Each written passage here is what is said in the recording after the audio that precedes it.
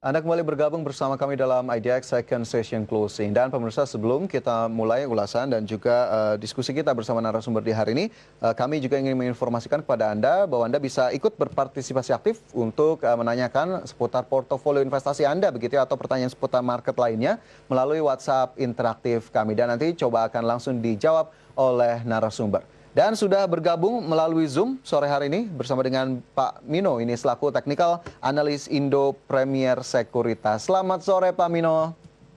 Selamat sore Mas Fajar. Sore Pak Mino. Ya, halo, sore. Suara saya terdengar jelas Pak Mino? Terdengar.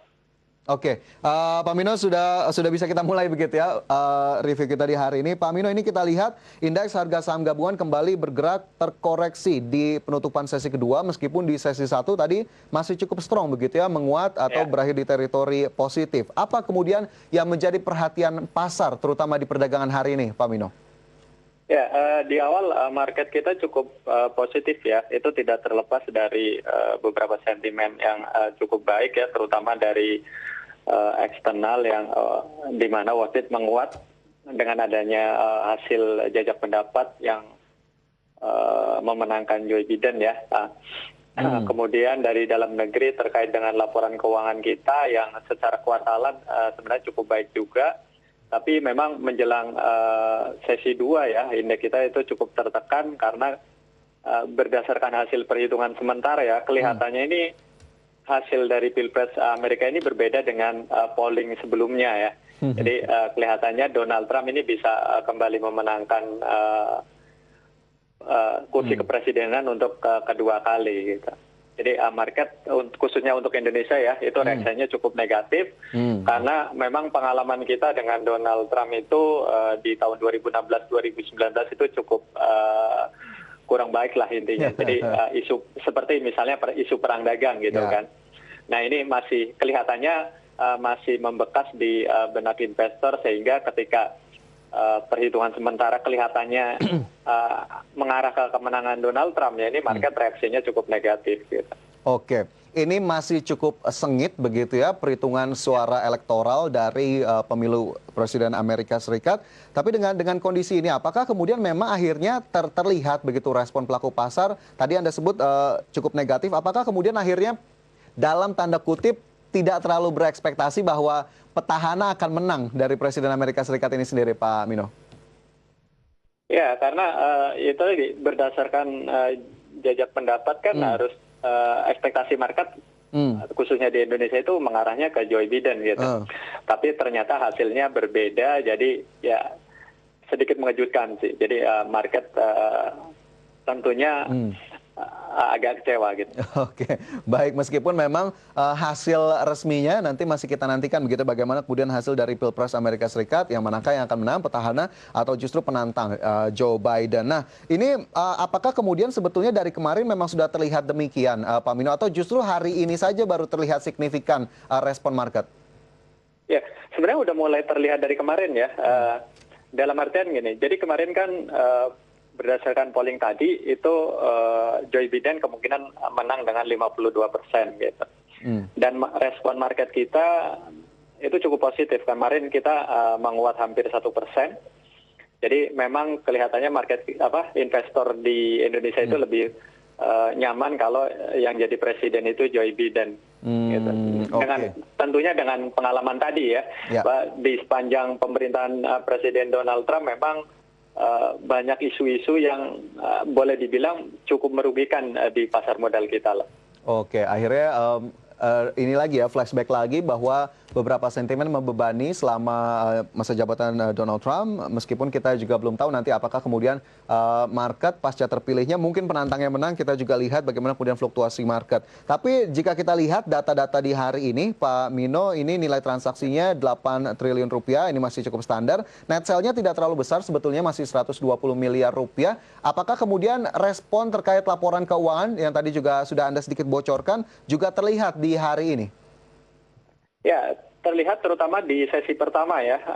Karena kalau kita lihat laporan keuangan ya, secara year on year memang masih mengalami penurunan. Tapi kalau kita lihat kuartalan itu relatif sudah cukup baik ya. Artinya sebenarnya di kuartal 3 ini kinerja emiten itu udah mengalami perbaikan gitu. Oke, jadi memang akhirnya sudah mulai dicerna laporan keuangan yang dirilis meskipun kita tahu sejumlah emiten besar juga secara year on year akhirnya mencatatkan penurunan. Nah, jika kita lihat dari indeksnya sendiri, ini arahnya kemana berarti Pak Mino? Ya, dengan penurunan hari ini kemungkinan indeks memang dalam jangka pendek akan lebih cenderung terkoreksi ya. Tentunya menyesuaikan dengan hasil Pilpres di US, tapi saya pikir itu sifatnya masih sementara. Seperti yang Mas Fajar tadi bilang bahwa ya kita belum tahu nanti program dari Presiden Donald Trump misalnya jika terpilih di periode kedua ini akan seperti apa gitu. Oke, terkoreksi sementara. Berarti level-levelnya sendiri kemana ini Pak Mino? Saat ini kan ditutup di 5.105,19. Apakah kemudian masih akan bisa bertahan di level 5.000 kah? Bentar ya. Oke, saya pikir dalam jangka pendek masih bisa ya, masih bertahan di atas 5.000. Walaupun mungkin ada peluang untuk koreksi mendekati level tersebut. Gitu. Artinya dalam jangka pendek IHSG bisa aja koreksi ke arah level 5.000 tadi. Gitu. Oke, koreksi jangka pendek masih bisa bertahan sebetulnya di level 5.000 sambil memperhatikan kembali apa saja sentimen yang ada dan laporan keuangan dari beberapa emiten lainnya. Nah, ini saya juga ingin beralih ke topik of the day kita ini Pak Mino. Ada terkait dengan emiten-emiten penyewa menara begitu ya. Ada Tebik dan juga Tower. Kita lihat ini kinerjanya ternyata cukup cemerlang secara year on year juga naik. Secara overall sendiri, emiten-emiten di sektor ini apakah memang masih cukup menarik? Baik kita lihat dari sisi fundamentalnya atau justru Anda punya view sendiri dari teknikal? Ya, dari sisi fundamental memang ini salah satu sektor yang kinerjanya relatif masih sangat baik ya di masa pandemi karena memang sifat dari emiten ini kan sewanya jangka panjang ya. Jadi kalaupun ada COVID ini itu tidak terlalu berpengaruh terhadap kinerja perseroan gitu. Oke, dengan kontrak jangka panjang ya? Ya, kemudian juga kebutuhan akan menara kan terus meningkat ya, terutama kebutuhan akan data gitu.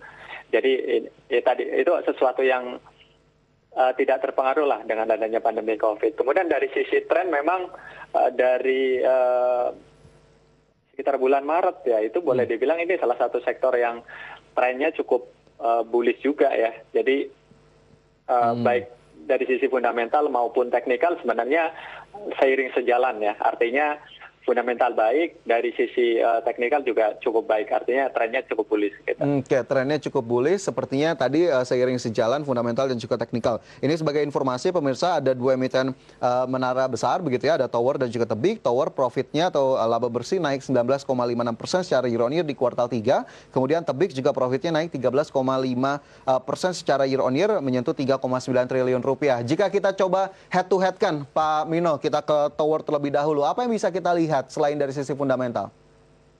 Ya, kalau dari sisi pergerakan sebenarnya memang di antara dua itu ya, terutama dari kekuatan tren yang terbentuk, memang Tebik lebih menarik ya dibandingkan dengan Tower. Khususnya untuk tren belakangan ya, karena untuk untuk Tebik itu trennya masih cukup bullish, sedangkan Tower agak sedikit mengalami koreksi gitu. Oke. Nah, ini berarti urutannya saya ke Tebik dulu. Tebik apa yang bisa dibagikan ke pemirsa Pak Mino melihat level pergerakannya sejauh ini? Ya, untuk Tebik saat ini saya pikir bisa untuk BO ya, karena hari ini mengalami koreksi yang lumayan juga, tapi secara umum trennya masih cukup bullish. Jadi saya pikir ini bisa menjadi peluang buat teman-teman yang trading ya, terutama untuk memanfaatkan situasi ini untuk buy on weakness gitu. Oke, buy on weakness untuk Tebik levelnya sendiri Pak Mino? Ya, untuk Tebik level yang mungkin bisa diperhatikan di sekitar 1390. Itu ada area untuk kemungkinan untuk buy on weakness ya. Resistnya sendiri ada di sekitar 1460-an.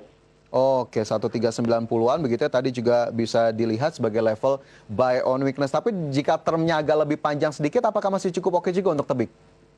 Ya, kalau untuk investasi sendiri kita masih merekomendasikan Tebik ya. Kita masih merekomendasikan beli.